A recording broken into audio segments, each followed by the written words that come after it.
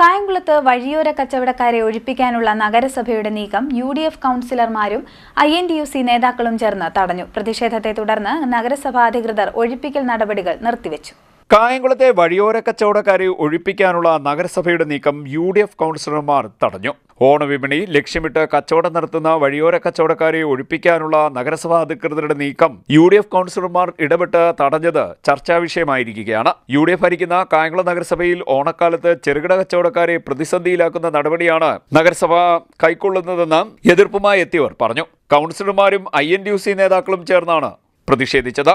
പ്രതിഷേധത്തിന് നഗരസഭാ കൗൺസിലർമാരായ CS ഭാഷ, ഹസീം നാസർ എന്നിവരും INTUC സംസ്ഥാന vice president Hashim Sait, INTUC north മണ്ഡലം പ്രസിഡന്റ് ഹാഷിർ പുത്തങ്കണ്ടം എന്നിവരും നേതൃത്വം നൽകി. ഉത്സവ സീസണിൽ സാധാരണക്കാരായ കച്ചവടക്കാരുടെ ഉപജീവനമാർഗം തടസ്സപ്പെടുത്തുന്ന സമീപനം അംഗീകരിക്കില്ല എന്ന് UDF കൗൺസിലർമാരും INTUC നേതാക്കളും പറഞ്ഞു. പ്രതിഷേധത്തെ തുടർന്ന് നഗരസഭാ അധികൃതർ ഒഴിപ്പിക്കൽ നടപടികൾ താൽക്കാലികമായി നിർത്തിവെച്ചു.